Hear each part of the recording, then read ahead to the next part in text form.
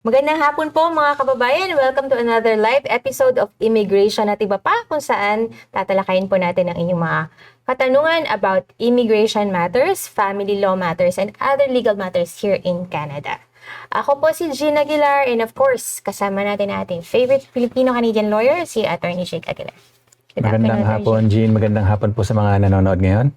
Ayan. Okay, happy sunny Wednesday to Happy everyone. Wednesday.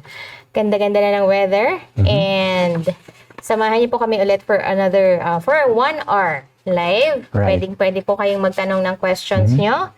Just send in your questions. Live po tayo sa Kabayan Hub, YouTube. Ayan. So, share po namin yan. I-announce na din natin. So, lubos-lubusin na po natin ngayon kasi magbabakasyon kami for about 3 weeks after today. Yeah. Babalik din naman babalik po din naman agad. after Yun. 3 weeks. Yeah. Maximize So, lang yung magandang weather. Yeah. So, anyway, lubos-lubusin na po natin. So, kung may question kayo ngayon, Yes. i-send nyo na Now's po the dyan. time to ask your questions because we will be temporarily away for 3 weeks. Alright. So, okay. So, simulan na natin. Latest IRCC updates lang po. Before we start with the Q&A. So, ayun. Very recently, nagkaroon ng information from IRCC Canada that they plan to add a language test field sa mga PGWP applications. Kasi parating merong nalilito dyan, saan ba talaga i-add yung information about their proficiency in Yeah, kaya language? laging nakakalimutang i-upload kasi nga walang specific field doon. Oo. At kaya nare-refuse. So, Yeah. So they're now doing it. Their IRCC is taking action to avoid confusion for all applicants. Right. So a spokesperson from the IRCC announced that they are working on developing the portal so that the proof of language test result will show on a separate field. So hindi na mabuti nila naman. kailangan hanapin kung saan pa ilalagay yun. right. Okay. And just now, a few moments ago, nagkaroon ng live na Ulit. draw. Yes. So there was a very recent draw for CEC Express Entry and the score was 518. So medyo mataas. So, tumaas yata ulit, ano? Ang Yes. bagya. Tumaas na naman kasi very recently yung draws is 514, 515 and then bumaba ng 509. So ngayon medyo tumaas na naman. Ilan yung na-draw? 3,000? 3,000 Okay. invites were sent out So, today. madami pa din yun? Okay. Pero tumaas, 518 na yung CRS score. Mhm. Okay, and then nagkaroon din ng express entry draw for PNP, provincial nominees. Minimum score was 805 and number of invites sent out was 334. Ayun. Okay. So, compare natin 3,000 versus 334. So, maliit lang, konti lang, 10% lang yung sa PNP compare doon sa CEC. Easy. Okay. Yun lang po yung mga latest updates natin. So, please feel free to send in your questions po, mga kababayan. And Attorney Jake would be happy to answer your questions bago siya magbakasyon. Okay? So, habang naghihintay po kami ng inyong mga katanungan, sige, may mga baon naman kami. Habang nagpapainit pa tayo, sige, simulan natin from Cardo S. Ayan, inquiry ko po, pulis po ako sa Pilipinas. Trying my luck na sumunod sa fiancé ko sa Canada. Ano po bang pwedeng pathway since hindi po kami pwedeng ikasal sa Pinas due to her existing marriage? But approximately 9 years na po silang divorced ng previous partner niya. Okay. Wala po kaming continuous 1-year cohabitation and wala din po kaming joint bank accounts but we have shared property. Ano Okay. kaya ang pwedeng pathway, attorney? Alam ko po, hindi biro ang mag-apply, pero para po sa pagbuo ng sarili naming pamilya, gagawin namin lahat ng makakaya namin. God bless. Sounds good. So, yun yung mga gusto rin natin tulungan, ano? And fortunately, meron naman, may paraan. Yung conjugal nga po. Conjugal partner sponsorship. Ibig sabihin, hindi kayo kasal. Hindi rin kayo nagsasama, so hindi kayo common law.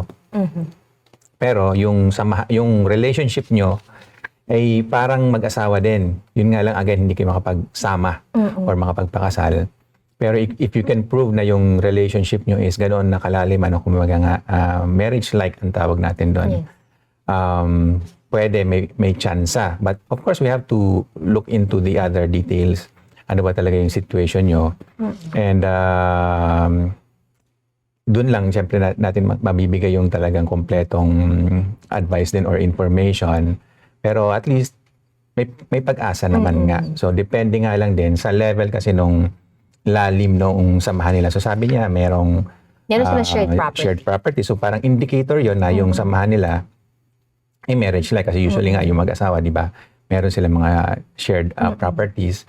Although, hindi rin naman kailangan na, may sinabi siya na wala siya. Wala silang joint bank account. Okay lang naman yun. So, hindi man lahat, hindi na mag-asawa, may joint bank account, di ba? So, pwede pa din yon. Again, titingnan natin kung ano yung history ng relationship, paano sila nagkakilala, paano na-develop, paano umabot dun sa point na naging marriage-like nga yung relation nila. At kung naka 1 year na sila dun, pwedeng mag-lodge ng application for sponsorship. Ayun. Okay, maraming salamat, Cardo, for that question. Ayan, may mga na-receive na tayong comments and questions. Wala pa rin. Pero comments muna. Comments. Okay lang din po. Very much Of welcome course. din. Hi kay Andrea. Hello, Attorney Jake and Ate Jean. Happy Wednesday. Hello, Hello, Andrea. Andrea. Thank you. Of course, si Jeff andyan. Parating kasama natin. Good afternoon. Team Tambay, C6P. Good afternoon, Ma'am Jane, Attorney Jake. Enjoy po sa bakasyon. Ayan, maraming salamat po. Team Tambay. From Titong Middle East. Good afternoon, Attorney Jake. Salamat po sa ganitong platform. Malaking tulong. Ayan. Salamat din po sa suporta. Andyan po ba kayo sa Middle East? Curious lang po. Si Mr. Titong. Sige po, send nyo po yung mga katanungan nyo. Family law, immigration, and other legal matters. Kung meron kayong mga katanungan, ayan, now's the time to ask your questions. Okay. I think meron tayong nakuha. Hindi ko lang makita. Sige. Ayun, si hindi. Titong Middle, from Ayun, Titong Middle East. Ayun, meron pa pala doon. Sige, ayan. May question siya. Ang parents, Philippines na may PR. Filipino citizen na may PR. May anak na US citizen na may PR din. Born in the US. Isasama po sa Canadian citizenship ang bata. If mag-naturalize ang parents, pwede po bang i-keep ng bata ang PR status? Ulit. Ang parents, Filipino citizen, pero PR. May anak na US citizen, pero PR din. Born in the US. Okay. Di po isasama sa Canadian citizen application ang bata. If mag-naturalize ang parents, pwede bang i-keep ng bata ang PR status? Yes, pwede naman. Kasi optional naman yon yung sa mga bata. Kung yun nga magiging derivative ba sila noong sa magulang na nag-apply ng Canadian citizenship. So yan po yung diretsong sagot natin. Pwede naman i-keep ng bata yung PR status. Pero medyo curious lang din. Bakit hindi takunin yung Canadian citizenship? Kasi pwede naman, as far as I know, dual.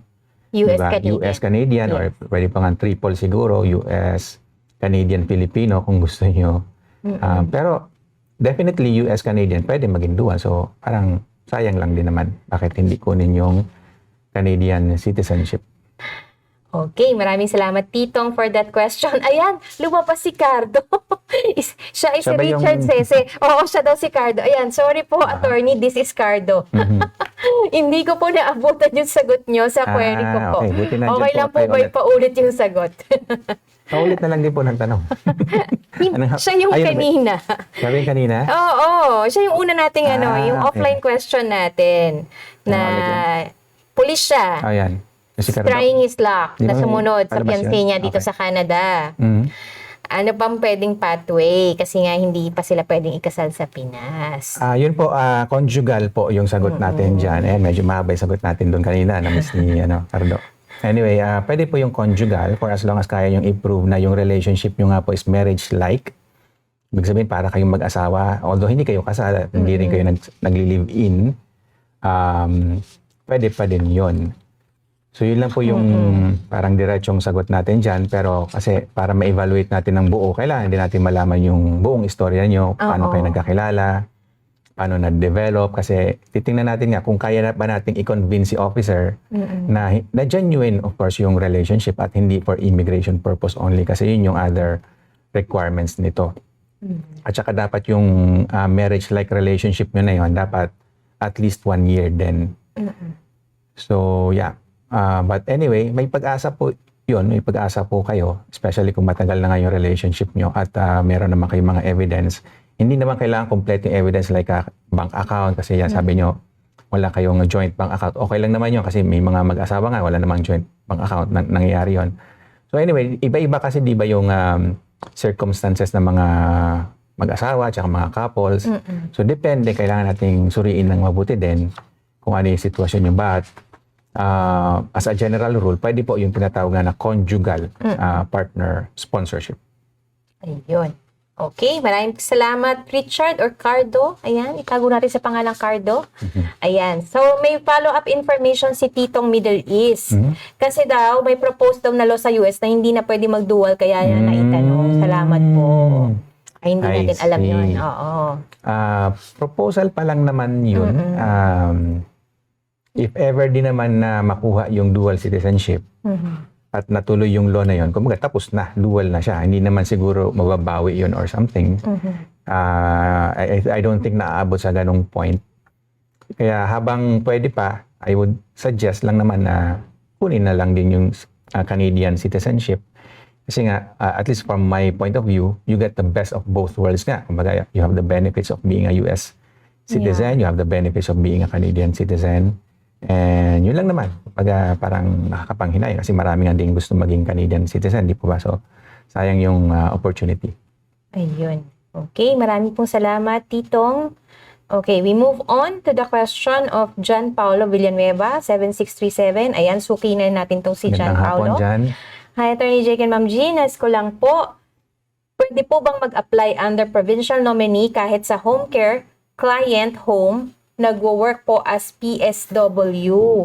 Thank you po. Yeah, okay. In general, pwede naman. So you can always have two applications. If eligible naman kayo doon sa mga programs na yon, you can have two. So kung merong program or kung merong province na nagno-nominate doon sa NOC ninyo, pwedeng i-take advantage yun. Even if meron na kayong existing program na ina-eye katulad ng home care or mga programs para sa mga caregivers, di ba? Meron naman yun. Pero kung meron ding opportunity sa province na man-nominate kayo, you can always take advantage of that. So, pwede naman po. Ayun. Okay, maraming salamat, John Paulo, for that question. We move on to Miss Josefina Pasion, 3681. Hello po. Mapabasa po ba yung concern ko dun sa FB page ako nag-comment? Sige po, ma'am. I-check po namin, no? Papahanap po natin kung ano yung comment. Yung pwede nyo rin naman pong ilagay dito. Pwede nyo ulitin para real time. Dito, kung gusto nyo. Yes. Okay, maraming salamat, Miss Josefina. Ayan, si Team Tambay C6P. Attorney, may partner po ako. Ayan. Attorney, may partner po ako. May existing marriage sa Pinas, maliban sa divorce. Pero gusto ko na siyang gawing common law. 1 year na po kaming nagsasama. Okay. Magkaka-conflict kaya sa papers niya. Hindi pa kami PR. Hindi pa kayo PR, gagawin yung common law. May existing marriage, maliban sa divorce. Ano ibig sabihin nun? Hindi pa divorce, gano'n? So yung common law kasi, it's just a matter of fact. Kumbaga, nagsasama ba kayo bilang mag-asawa? Yun lang naman yun eh. So regardless kung may existing marriage or wala, kung nagsasama kayo bilang mag-asawa pero hindi kayo kasal, yun yung definition basically ng common law. And it's just a matter of fact. So kung ganun ba yung sitwasyon nyo, yun yung dapat nyong i-declare doon sa mga papers nyo. Kung may application kayo for PR, for example, yun yung status na ilalagay nyo doon, common law. So nga, regardless kung meron bang existing marriage, kahit sino sa inyo, kahit both of you mayroong existing marriage, for as long as nag-end na yon, kumaga separated na kayo doon sa natin yung asawa, kung sino yung pinakasalan nyo, at ngayon kayo na yung nagsasama exclusively bilang mag-asawa, even without the benefit of marriage, again, common lang definition nun, yun yung status na ilalagay nyo dito sa Canada, sa lahat ng application nyo. So, kumbaga, papanindigan nyo na yun ang status nyo. Ayun. Okay, Team Tambay, maraming salamat for that question. Ayan, nagpapasalamat si Titong Middle East sa ating feedback. More power sa inyong channel. Okay, maraming po salamat, Titong.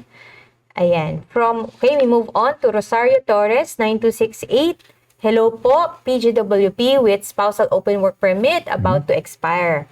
Wala pang eligible job. Advisable po bang mag-submit ng work permit extension application para makapag-work pa rin si spouse as a spousal open work permit holder until mag-reply si IRCC? Web form na lang po pag may job na ako.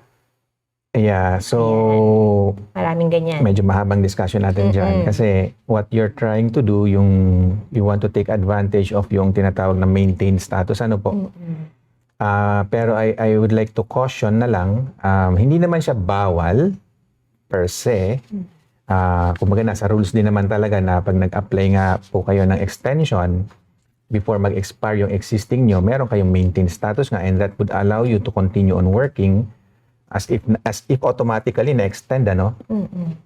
Hanggang hindi pa nadidesisyonan yung application nyo for extension. So maraming gumagawa niya ngayon, pero alam na rin ni IRCC na maraming ang gumagawa. Maraming nag-exploit doon sa ganyang rule. Kaya nga gusto ko magbigay ng caution kasi hindi rin natin alam kung anong magiging action ni IRCC dyan later on. Baka tanggalin na nila yan or something. Or baka magkaroon sila ng finding na misrepresentation or something. Medyo extreme naman yun. So medyo hindi ko expect na mangyayari yung ganon. Pero I mean, again, we don't know what IRCC will do about this. Kaya if you want to play it safe, I would rather not do that. Pero yun nga din, the ultimate decision is up to you for as long as alam nyo yung ginagawa nyo. You might think na it's worth it na mag-take ng chance na gano'n. Take the risk. Kasi minsan nga, out of desperation, naiintindihan natin yon, ginagawa yon, and then, para lang ma-extend nga for a few more weeks or even months yung open work permit na yon. And again, hindi naman siya talaga bawal. It's just that, syempre as lawyers, then we don't really recommend that path. Ultimately, nga, it's up to you whether you want to do it or not. Basta meron kayong full knowledge kung ano yung implications nga ng pag-apply ng gano'n na wala naman ng basihan. Kumaga talagang, let's just say, in-exploit natin or circumvent natin yung rule. Okay, Ms. Rosario, maraming salamat for that question.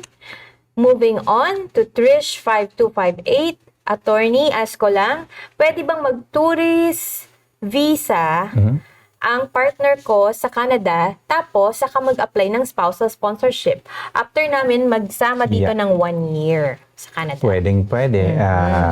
In fact, minsan, yan din yung ina-advise namin, na pumunta muna dito sa Canada. Kung makakapunta, yun nga, kung ma-approve yung tourist visa application, punta na lang dito muna and then dito sila magsama bilang common law kasi mas malakas yung usually yung chance na ma-approve pag later on nag-apply ng spousal sponsorship under common law category.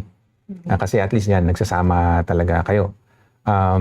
Pero ang challenge lang nga dyan, yung pagkakaroon ng tourist visa. So I don't know kung meron na siya or mag-a-apply pa lang. Pero yun yung pinaka-challenge nito kasi nga as you know, hindi naman ganun kadali magpa-approve ng tourist visa, especially kung galing tayo sa Philippines, Pero yan, just to answer that directly, pwede po, and in many cases nga, yun yung talagang advisable na pathway. Yeah. Okay, Trish, maraming salamat for that question. We move on to Mr. Edgar Dumlao, 007W. Attorney, good afternoon. Visitor card holder lang po ako. Doon po sa account ko sa IRCC, naglagay ako ng common law. Ano ba ang dapat gawin para ma-delete ko siya sa IRCC account ko po? Salamat, attorney. Anong account ito? Sa application, I suppose sa application. Kung application, usually di ba mag-update ka, web form, kumbaga. I-update mo si IRCC, magpapadala ka na additional information to update your profile or your status or kung ano man yung information na binigay mo kay IRCC. So, ang pinaka-common way is to submit a web form. Yeah. Or, in your next, in addition to what Attorney Jake has said, Edgar, kung mag-a-apply ka ulit ng visitor record, di ba? Yeah, Tanggalin mo na siya. Lagi naman na kung ano yung, kung mag-a-apply ka pa lang, yung updated information na Yeah. syempre yung ilalagay mo doon. Pero I think kung ang sinasabi niya, what if na-submit mo na nga and then you just want to correct it? How, So, how do web you form, do that? Usually, web form ang paraan para gawin yon. Okay, Edgar, maraming salamat for that question. We move on to Joylen Kalumba, 5480. Attorney, okay lang po ba dalawang employer nag-process ng LMIA? Yung common law partner ko po kasi, pinrocess ng Lamia ng boss ko, may positive LMIA na po siya sa boss ko, and now po may isang employer na nagpa-process siya ng Lamia. Magandang tanong yan. Ang sagot, pwede naman. Kumbaga nga, sana all, di ba? Dala-dalawa yung LMIA, yung dala-dalawang employer na nag-offer. Yung iba nga kasi, di ba, hirap, kahit isa lang, hirap sila makakuha ng LMIA kayo. Kayo dalawa, kung pwede nga lang ipamigay yung LMIA nyo. Pero yeah, pwedeng dalawa. Wala namang problem doon. Usually, yung LMIA naman kasi, hindi naman talaga din para sa isang particular employee dapat yon. Ang purpose ng LMIA na yun, para yung employer makapag-hire ng foreign worker. That's it. Kumbaga, foreign worker in general, not necessarily isang particular. Later on, gagawin nila yun na in-name nila yung LMIA sa isang particular employee. But again, they can always replace it with someone else. Kaya, okay lang po yun na magkaroon ng multiple LMIAs na potential for you. So, no issue at all. Okay. Maraming salamat for that question, Joylen. Okay, we move on. Ayan, si Alan Cruz, B7V. Good day, attorney. Salamat po sa program mo. Maraming salamat din, Alan, for watching. Nagpapasalamat din si John Paulo sa pagsagot mo, attorney. Maraming salamat. Good day. Okay, mabuhay daw tayo, sabi ni Alan. Mabuhay din Kayo po. rin po, mabuhay din. Mabuhay tayong lahat. Okay, we move on to Michael Banyega, 8698. Hi, Attorney Jake and Ma'am G. Itatanong ko lang po, after po ng medical pass last April 23rd, Outland Spousal Sponsorship, Singapore Visa Office, kailan po kaya ang susunod na IRCC correspondent? Yan ang malaking tanong kasi kahit kami hindi namin alam. Yes, Michael. Mahirap pong hulaan yan. Ang masasabi na lang namin is aming experience talaga medyo It takes time. Unpredictable. We don't know. Yeah. It can take a few months or in some cases more than a year or 2 years. So mahirap i-predict. It depends. It depends. Depende na lang nga din kung meron pa bang problem doon sa application nyo. Kasi after makita yung eligibility, titingnan nila kung hindi ba kayo ineligible sa other part of it. So yung medical, at least tapos na, siguro naman okay na kayo doon. Meron pang yung criminal, di ba? So depende. I don't know exactly kung ano yung situation nyo, pero we have no clue to be honest. Yeah. And to add what Attorney Jake said, yun yung pinakamatagal after the medical, yung background check. Yeah. So it really takes time, especially kung may dependent, so additional din yun, background checks. So intay-intay lang po tayo, Michael, okay? Maraming salamat for that question. We move on to Trish5258, follow-up question po. Bakit po mahirap mag-apply ng tourist visa from the Philippines? Magandang tanong yan. So, kasi po, based on statistics na lang po, marami kasing galing Philippines, na pumupunta sa Canada bilang temporary resident, like tourist nga po. Hindi na po umuwi, hindi na bumalik sa Philippines. Nagtrabaho na dito and for several years, nandito na, wala ng status, di ba? Nagtrabaho na lang. Tawag natin dati dyan, TNT, di ba? Anyway, tago ng tago. Akala ko yung grocery. Yeah. Pero, old term na yun, kaya nahalata yung edad natin. Pero anyway, yun lang talaga yung katotohanan niyan. So maraming galing sa Pilipinas, na pagdating dito nga, hindi na bumalik sa Pilipinas. And kaya mahirap nga na magpa-approve ng galing sa Pilipinas because of that history. So yun din ang presumption ng Government of Canada na pag may mag-a-apply galing sa Philippines, hindi na malamang katulad ito nung iba, hindi na to uwi. Ganon. So kaya yung applicant, kailangan i-convince mo si officer na hindi ako ganun. Hindi ako katulad nila, parang ganun. So yun yung kumbaga framework natin dyan. Pero kung kahit papaano nga, medyo nag-improve na rin kasi nandun na tayo sa semi-required ng visa. In the sense na pwede na nga yung ETA ngayon . Of course, may mga qualification din yun na kailangan. Pero in some cases, hindi mo na rin kailangan ng visa, ETA na lang kailangan mo. So kahit pa paano mas madali na for some of us from the Philippines na makapunta dito sa Canada. So kahit pa paano nag-improve naman. So siguro nga, mas kumukonti yung nagbabiolate ng immigration rules. Okay, Trish, thank you for that question. Ayan, we move on to Ms. Josefina Passion, 3681. Ako po yung nagtanong last week regarding visitor visa extension na mag-1 year na this June. Okay. Ang sabi niyo po, mag-update ako sa IRCC. Nalimutan ko pong sabihin, nabunot po ako sa PGP, parent-godparent, for PR last 2023. Okay, that's good. Congratulations. Okay. And so, nakaano na po ba yun? Nakasalang na po ba yun, yung PGP application? Kasi nabunot kayo and then what? Nag-apply na po ba kayo doon? And yun nga, nakasalang na ba siya? So, yeah, i-update nyo lang si IRCC with regards to your visitor visa application or extension na gusto nyo pa magstay kasi nga may hinihintay din kayo na PR application nyo. It can come out anytime, parang ganon. So, kumbaga, ano yung reason ba't nyo gusto pa magstay? Kasi usually nga, ang application for an extension, usually 6 months lang yan, di ba? Eh, sabi nyo 1 year na kayo.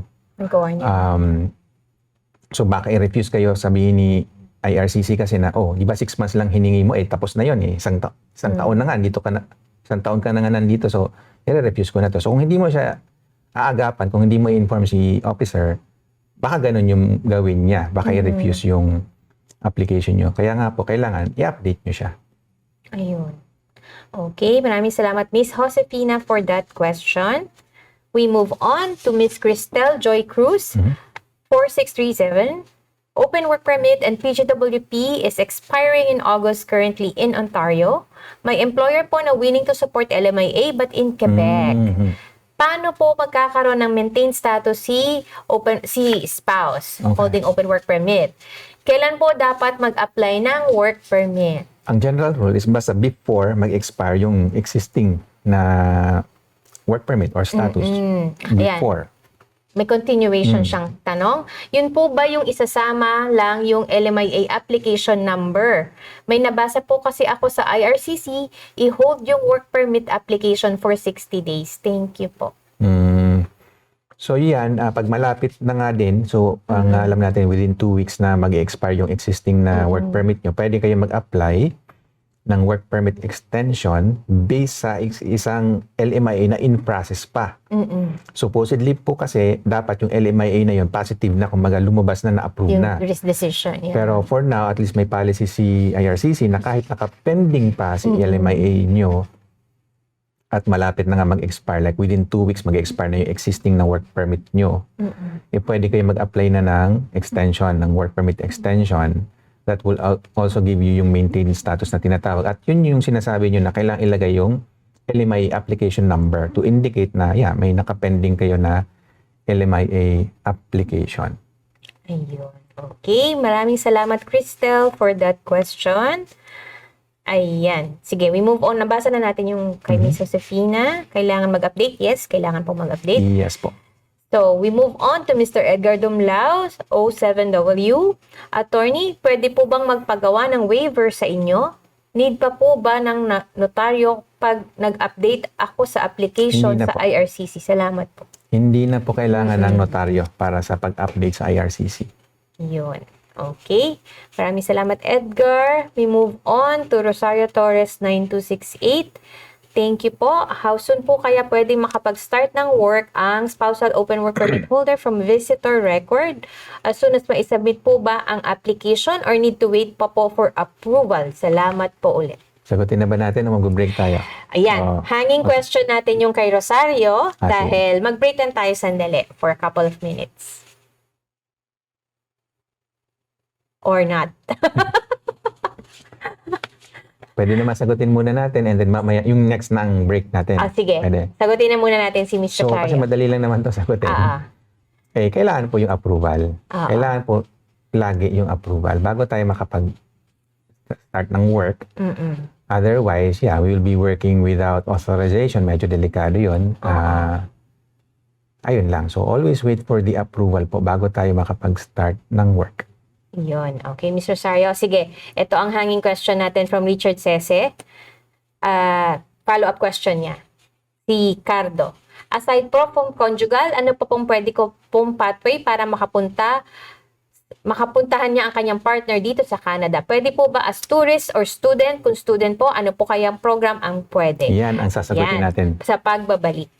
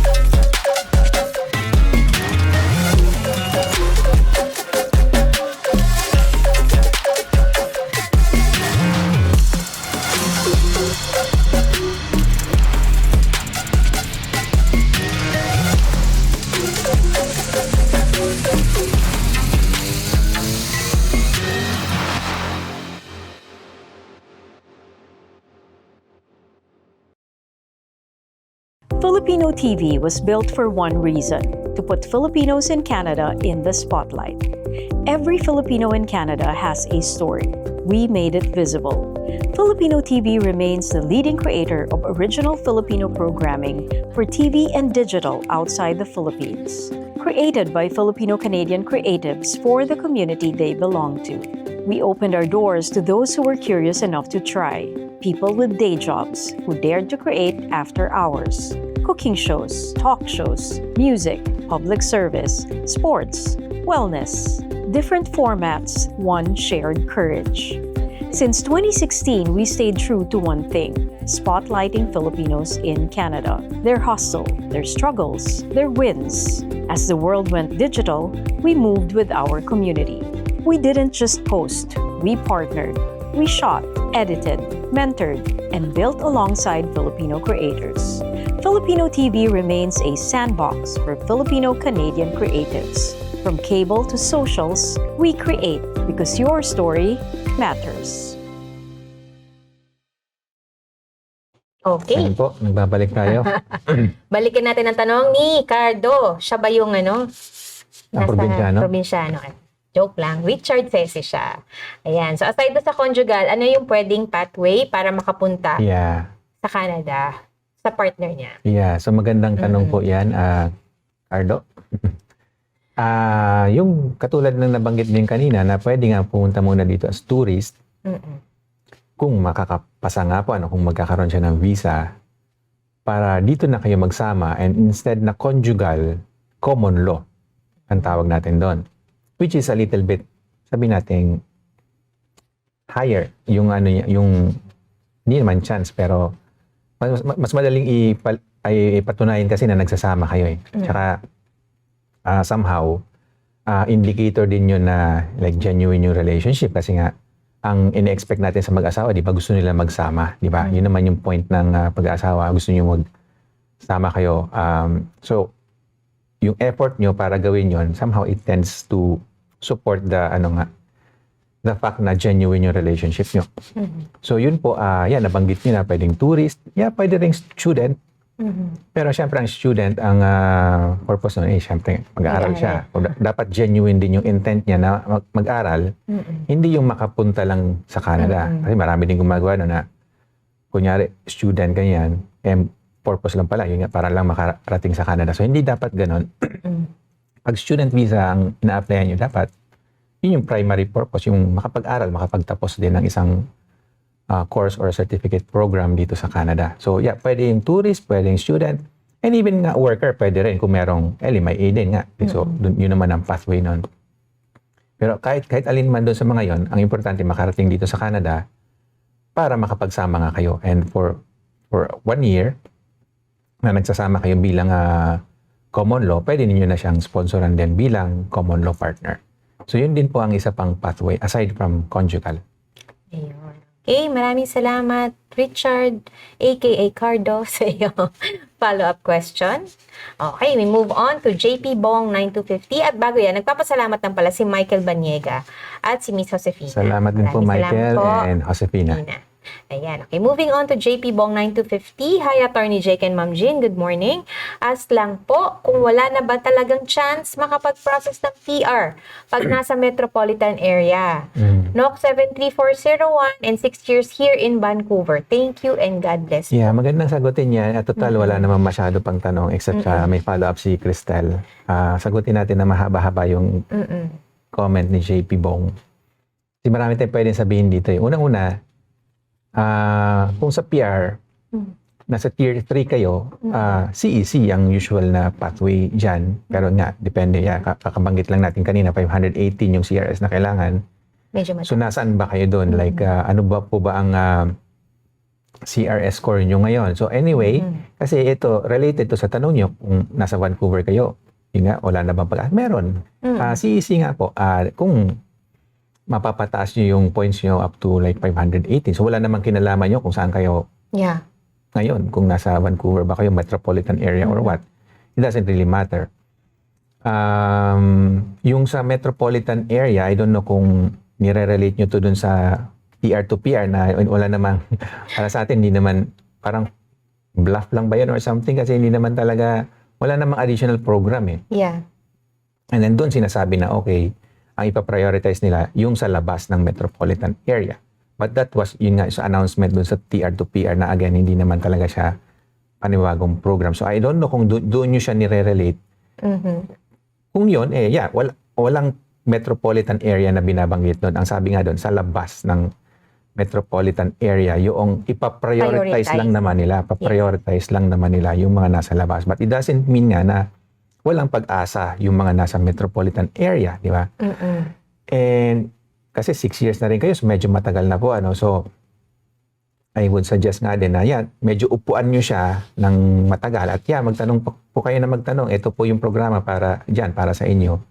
Para mabigyan kayo ng clarity, ano na ba yung magiging strategy natin talaga? Kasi it's either, worker na lang tayo indefinitely, renew lang tayo ng LMIA na yun nga, pahirap ng pahirap para kunin yun. Or at some point, gagawa talaga tayo ng strategy na at least may timeline tayo para at least by this year, PR na tayo or something, di ba? Dapat may ganon. And kasi para sa akin, kung meron kayong plano na ganon at talagang gagawin nyo, kahit pa paano, lalaki yung chance nyo na maging PR. Malamang, at some point, magiging PR din kayo. Yung 6 years na yan, kung yung siguro, nag-start kayo ng planning nyo even before that, baka ngayon, PR na kayo eh. Akala ko sasabihin mo, kung nag-aral kayo ng French. Exactly. Doon na rin tayo papunta. Kasi marami nagsasabi, ayaw ko mag-aral ng French. Matagal pa yan. Kung for 6 years nag-aral kayo ng French, di ba? Expert na kayo ngayon siguro. Malamang napasa nyo na yon. And then, since nasa tier 3 naman kayo, kung magpasok kayo doon sa express entry, di ba? May profile kayo doon. And then, kung naabot nyo nga yung French requirement, di mamimit nyo yung French category, ayun na nga. Pwede na sana. Matagal na siguro kayo na-invite sana. And it doesn't matter kung nasa Vancouver kayo, or kahit nga nasa Pilipinas kayo, pwede. O, depende. Kung basta na-meet nyo yung CEC, Pero, even if umalis kayo sa Canada, wala kayo sa Canada ngayon, pwede pa din. So, yun lang po yung gusto kong yung main point na gusto kong dito. Maraming maraming pathway, pati yung lagi natin pinag-usapan yung mga, I don't know, kasi depende rin sa status nyo, kung ano yung marital status nyo ngayon, I don't know, and I don't want to ask. Pero yung mga sponsorship, andyan lang naman yan, di ba? So kung, I don't know, kung single kayo, halimbawa lang, edi kung nakakita kayo, nakakilala kayo ng isang PR or citizen ng Canada, edi siya mag-sponsor sa inyo, something like that, di ba? Pero yun din, again, yung French, andyan lang yan. Tsaka, yun nga, sabi ko nga, more than 20 years, naging significant, pathway or way para maging PR. Lalo na po ngayon, lalo na ngayon, kasi si Government of Canada, talagang in-emphasize na nila, talagang dadamihan nga daw nila yung ini-invite nila ng mga French speakers. At nakikita na natin yun. Yeah. In fact, mas marami pa yung ini-invite. I don't know about the data, pero mukha para sa akin, mas marami pa yung ini-invite nila na French speakers. Kaysa doon sa CEC mismo na yun yung pinaka-flagship. Parang yun na nga naging flagship program nila sa ngayon yung French category. Yeah. Ang dami nilang in-invite doon.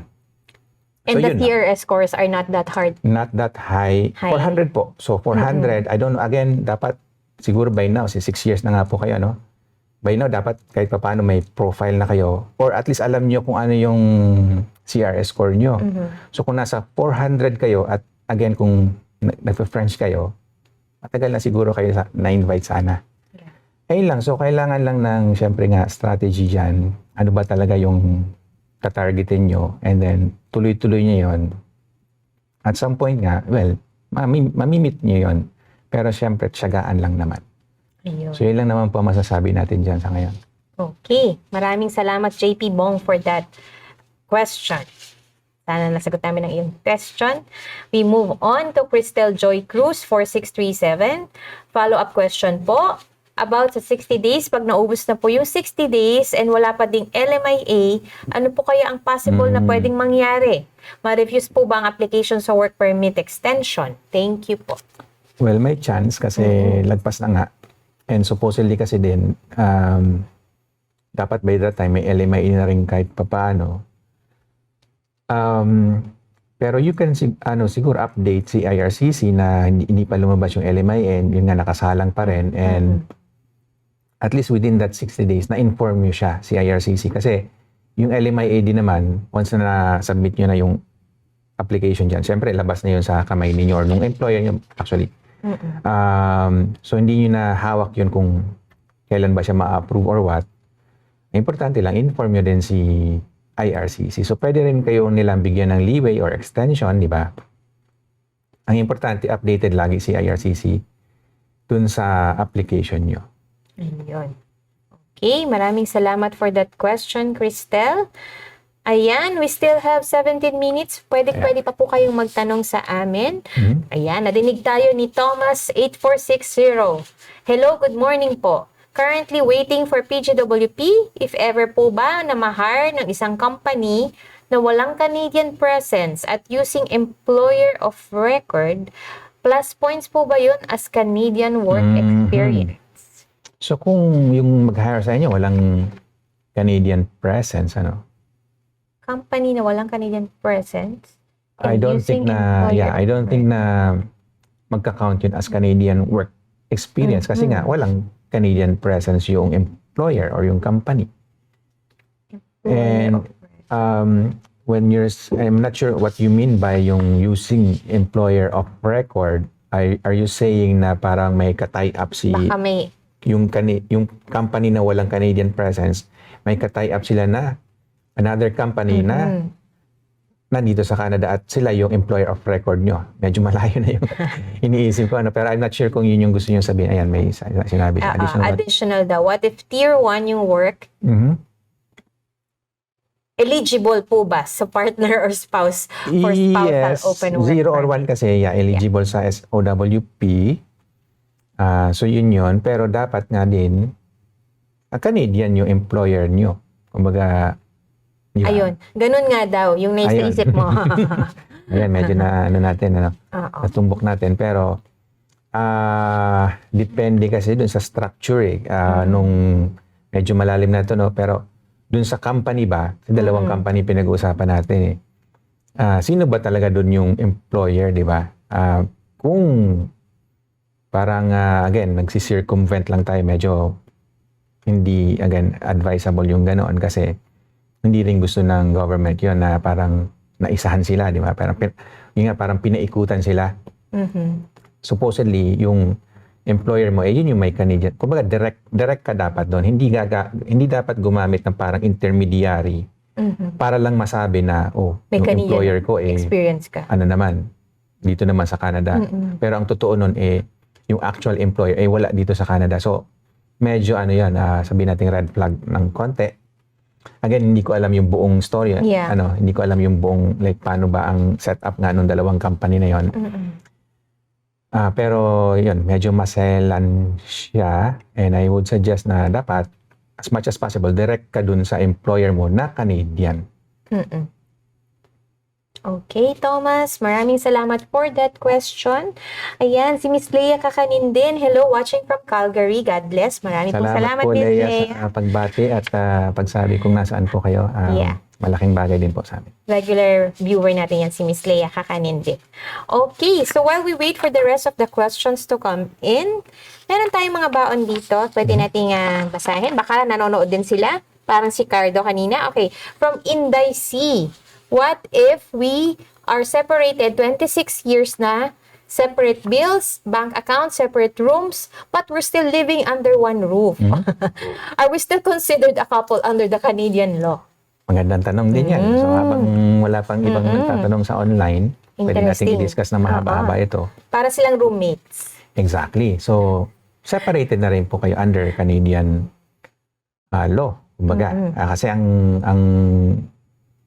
ini-evaluate natin dyan, nagsasama pa ba kayo bilang mag-asawa? Sabi nyo nga, hindi na. So, yun nga, parang roommates na nga lang kayo. So, hindi naman lahat na nagsasama sa isang bubong or even same room, mag-asawa, yeah. di ba?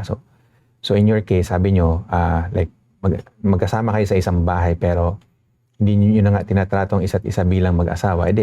Under, Canadian law, separated na kayo nun. So, ganun lang kasimple. Ganun, walang formality dito, wala kayong kailangan pirmahan, wala kayong kailangan i-file sa court or whatever. For as long as na ganun yung trato nyo sa isa't isa na hindi na nga mag-asawa, di ba?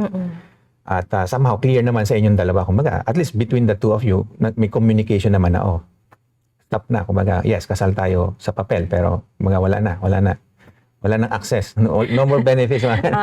Anyway, so, yun, by definition, separated na kayo nun. Again, walang formality na kailangan doon. Ayun. Okay, maraming salamat, Inday, for that question. Sige, habang nagkita tayo, marami pa tayong baon. From Eileen Y.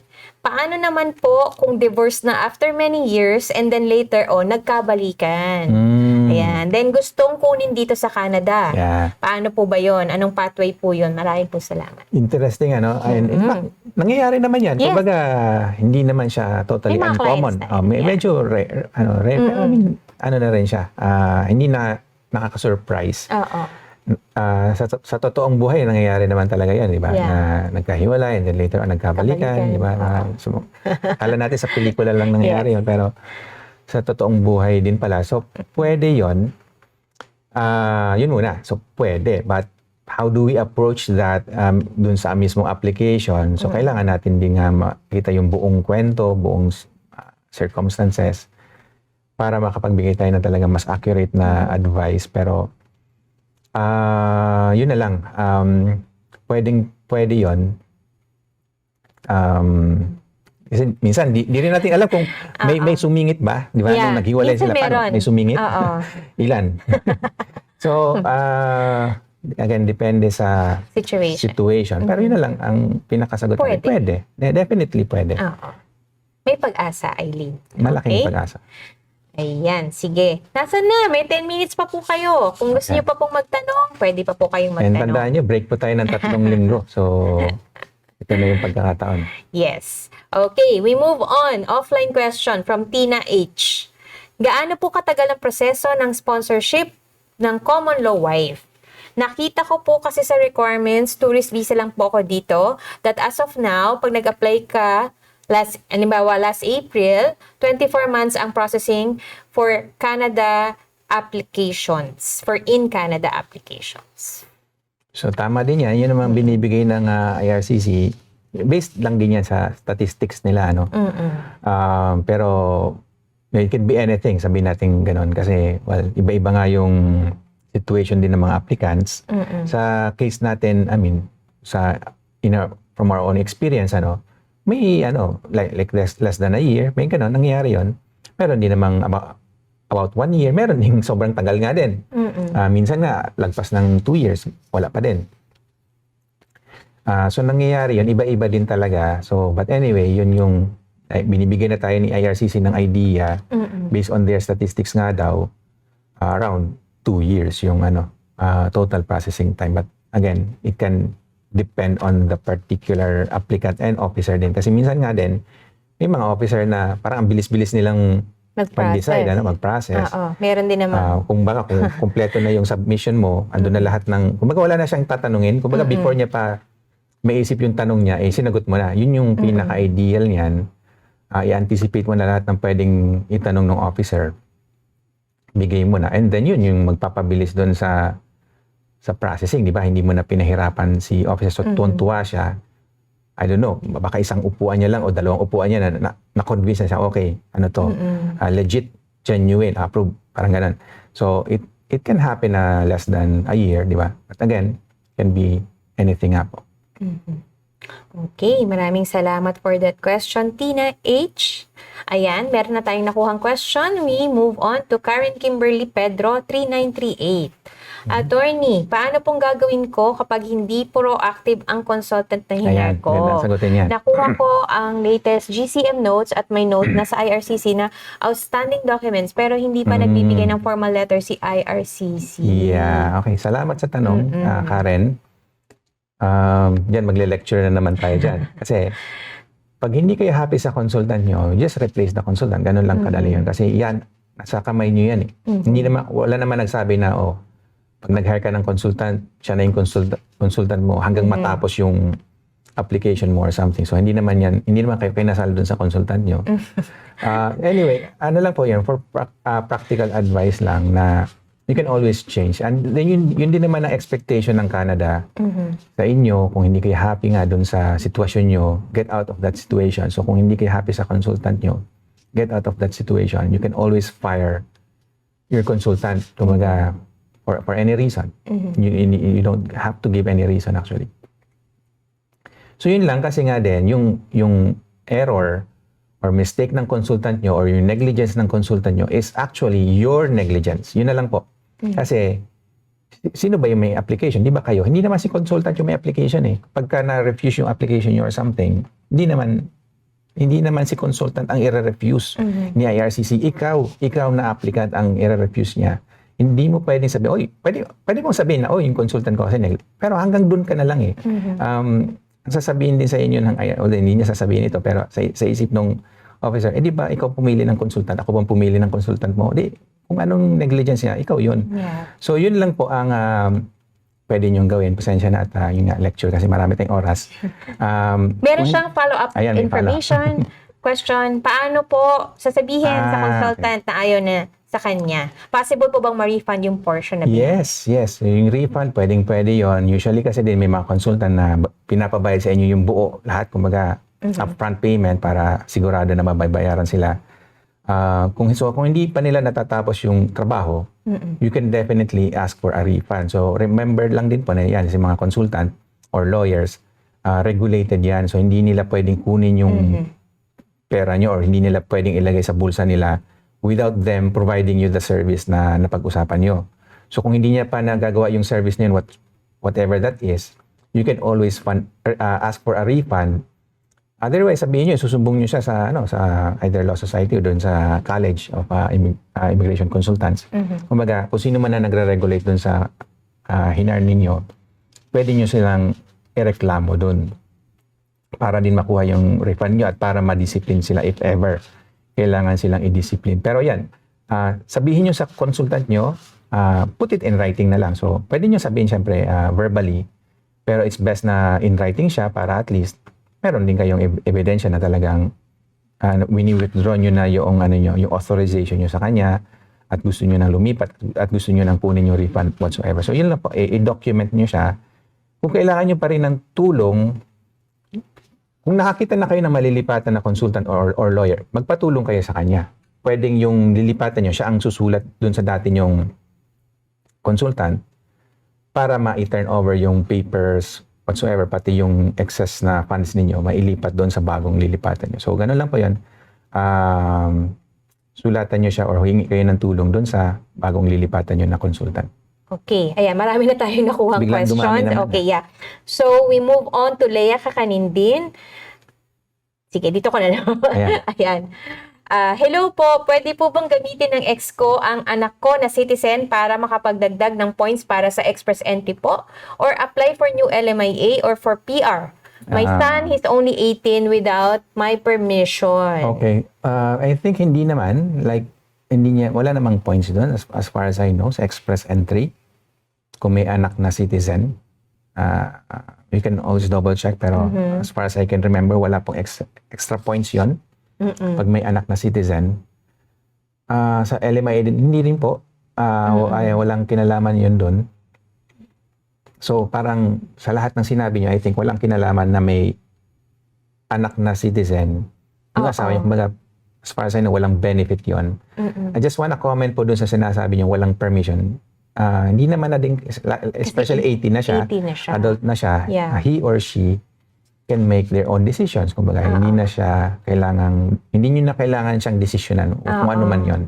Kasi nga 18 na siya. But anyway, hindi po magkakaroon ng benefit yon para doon sa asawa nyo. Ayun. Meron lang siyang follow-up information si Leia kakanin din. Okay. My son is only 18, student, and hindi nagbibigay ng support yung daddy niya. Pero, sorry po, now gusto niyang gamitin sa pagiging citizen ang anak ko. I hope you understand yung point ko po. Thank you. So yung sa citizen nga po, I don't think na like magagamit niya yon. Pero kung dun sa support na sinasabi niyo 18 siya, ayan, in most cases, pwede pa rin yung parent, yung tatay, na hingian ng support para dun sa 18-year-old na anak. Even if adult na nga, usually kasi 18, nag-aaral pa yan, di ba? Hanggang around 20, 21, 22, bago siya makapagtapos ng college or university.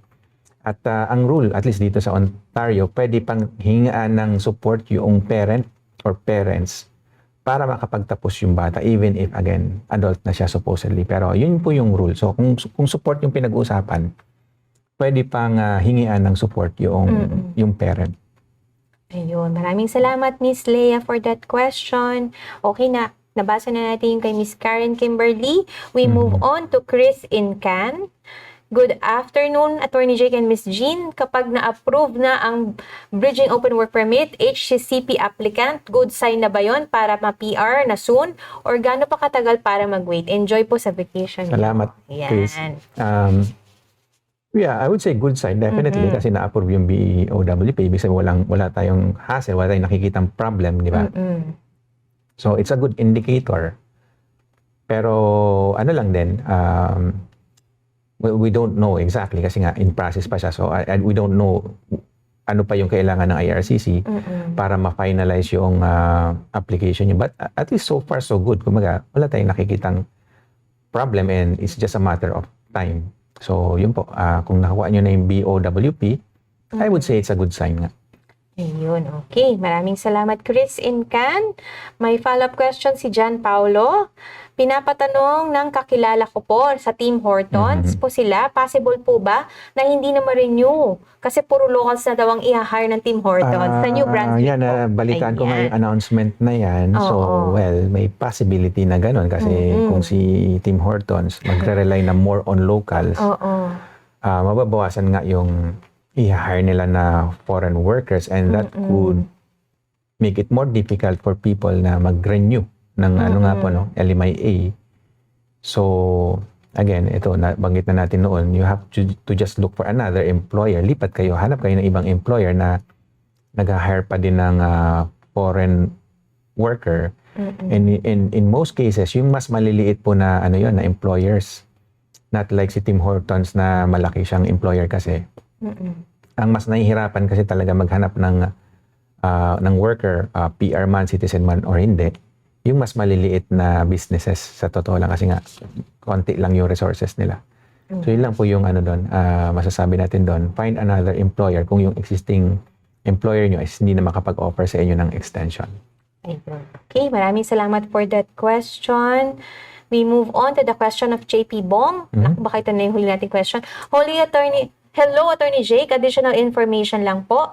I live together with my wife. Mababa lang ang CRS ko based on my age and lack of educational background. What should we do? Thank you po again. So yung mababa, yung sa nasa Vancouver? Oo. Yung CRS, nasaan kaya nga po yun? Kasi kung 400, which is medyo mababa nga yun, pero pwede pa rin yun sa French category. So, ayan, di ba? Lagi kong pinupush. Pero, at saka ano yun, yung sa French category, may possible additional points pa kayo doon na 25 points or 50 points in some cases. So, parang sinasabi na kailangan nyo lang is around 350 nga kung tutuusin eh. Kasi kung may additional 50 points pa kayo, di abot kayo sa 400. So, possible na ma-meet nyo na yung minimum requirement at least. So, andun pa rin yung chance. Saka yun nga, sabi yung age, lack of education, hindi naman nga kailangan yun eh, sa French eh. But I understand na hindi din ganun kadali na mag-aral ng bagong language, lalo na yung French, di ba? Mabubulol tayo doon. Pero, I mean, it's still an opening eh. Kumbaga, you have to just open your mind to it. And yun nga, i-push nyo lang. Wala tayong ibang choice eh. Ano pa ba ang ibang choices natin? Doon ba tayo sa 518 CEC makipaglaban? Nabanggit nyo na nga, mababa yung CRS natin. Sa provincial nominations naman, meron. May draw naman. Pero 300 lang po in-invite nila. Compared dun sa CEC na around 3,000. Ang pag nag-invite sila, 3,000. Pero PNP, kahit na manominate ka ng province, ilan lang yung nakapasok doon, di ba? So, among those options, para sa akin, again, yung French yung pinaka-doable. And then, ano na lang kayo, yun na lang yung pag-isipan nyo, okay, paano ako matututo ng ganon? Doon na tayo magbuhos ng attention ng panahon natin. Again, paubos na yung time natin. Yeah, pero we still have 2 questions. Pwede ba nating basahin Sagutin to? na natin. Total, mag-break naman tayo. Sige. Balikan natin si Richard Cesa Sicardo. Thank you so much po, Attorney and Ms. Jean. Last question na po. Enough po ba ang tourist visa para mabuo namin ng 1 year na pagsasama sa Canada? Yes. Plus, pag nag-apply ng common law partner sponsor. Yes po. Usually, tourist visa, bibigyan kayo ng initial 6 months yan. Yun yung maximum. And then, extend nyo lang. And usually naman, na-extend naman yun. Of course, walang guarantee doon. Pero you can always extend. Or at least apply for an extension para mabuo nyo yung 1 year. And here's another tip po. I'm not saying you do this. I'm not saying hindi advice natin. Pero even if nga na nawala ng status or hindi na-approve yung extension and then nawala ng status, pwede pa rin ma-cure yun in the sense na kung talagang nagsasama kayo bilang common law, pwede pa rin applyan yon. And kahit na nawala ng status, pwede pa rin ma-recover yung status na yon. Pwede pa rin nga magkaroon ng work permit, ng spousal open work permit, for as long as matibay yung application nyo for the common law. So even if mawala ng status, pwede pa rin magamot yung mako-cure pa rin, pwede magkaroon pa rin ng spousal open work permit, and eventually pwede pa rin maging PR. So hindi hadlang yung kung hindi man na-approve yung extension. But of course, apply pa rin kayo ng extension and hopefully ma-approve pa rin yung extension na yun para ma-meet nyo yung 1 year na requirement. Ayun. Sige, Okay, Mike. maraming salamat, Richard Cardo. Pwede pa ba si Valerie Sevilla? Pwede, total Ayan. nga. Magbabakasyon Hi, naman Attorney tayo. and Ma'am Jean, kamusta po? May tanong lang po. May eldest son po kasi is 25 years old, graduating siya ngayon. Anak sa ex-husband niya, may chance po bang madala ko siya dito sa Canada? Nag-apply ako ng spousal visa under sa new husband ko, spousal sponsorship. Kasama siya sa application, may chance po kaya na makasama siya sa PR application. Unfortunately po, hindi na kasi overage na siya. Ang limit po kasi 21. So pag nag-22, hindi na. So yan, 25. So lagpas na talaga. Hindi na pwede siyang i-sponsor bilang dependent. Hindi na. Well, as per the rule, gano'n na lang. So hindi na siya dependent na pwede nyo isama doon sa PR application nyo.